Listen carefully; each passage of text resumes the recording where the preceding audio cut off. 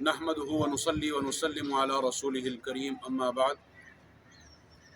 काफ़ी अरसा हो गया, आज़िमीन हज के बहुत से सवालात भी जमा हो गए हैं, तो मैंने सोचा कि अभी अल्हम्दुलिल्लाह आज ही एक ताज़ा तरीन खुशखबरी आई है, वो भी शेयर कर दें। और आप अक्सर लोग सुन चुके होंगे, मैंने तकरीबन सब ग्रुपों में बता भी दिया है कि 10 दिन मज़ीद बढ़ा दिए गए हैं हज दरख्वास्तों के लिए।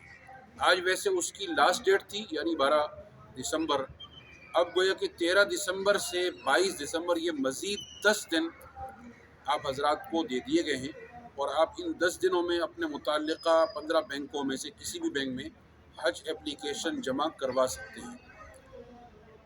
और इस सिलसिले में बाज़ वो लोग भी जो ओवरसीज़ पाकिस्तानी थे और उन्होंने वहाँ से डॉलर में रकम तो भेजी थी, लेकिन किसी वजह से वो मिनिस्ट्री को रिसीव नहीं हुई थी, वो भी परेशान थे। अवलन तो ये मिनिस्ट्री ने बता भी दिया है कि ड्यू डेट के बाद भी अगर आपकी रकम मिलेगी तो भी कोई मसला नहीं है, तब भी आप मुंतखब हो जाएंगे। बल्कि ओवरसीज़ में तो जो हमारी स्पॉन्सरशिप स्कीम है, उसमें तो पहले आइए पहले पाइए की बुनियाद पर है, उसमें कोई कुरान अंदाज़ी का सिलसिला भी नहीं है।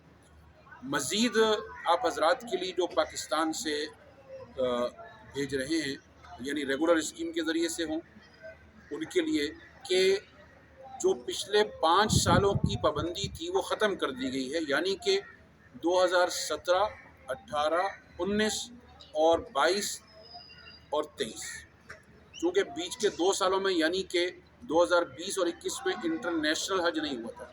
इन 5 सालों में ये पाबंदी थी कि अगर किसी ने गवर्नमेंट स्कीम में हज किया हो तो वो इस साल अप्लाई नहीं कर सकता था, लेकिन अब उस शर्त को भी ख़त्म कर दिया गया है। हाँ, वो पिछले साल ही क्यों गवर्नमेंट स्कीम में हज पर ना गया हो, वो इस साल भी जाने का अहल है। अब खा वो कोई अपना नफली हज ही दोबारा कर रहा है या वो किसी का हज बदल कर रहा है, क्योंकि हज बदल के ऊपर भी ये पाबंदी थी कि वो नहीं कर सकता, लेकिन उसको भी ख़त्म कर दिया गया है।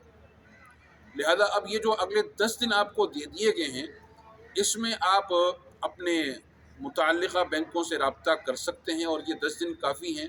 बज़ाहिर लगता ये है, बाकी मुस्तक़बिल का इल्म अल्लाह ताला के पास है कि ये मज़ीद शायद एक्सटेंड ना हो, चूँकि एक रफ़ आइडिया है कि 48 से 50 हज़ार हज एप्लीकेशन आ चुकी हैं, और जो चंद हज़ार रहती हैं वो इन्हीं 10 दिनों में ना सिर्फ मुकम्मल हो जाएंगी बल्कि मतलूबा तादाद से ऊपर चली जाएंगी। तो इसलिए इसको मौके को गनीमत समझें और जल्द अज जल्द अप्लाई करें।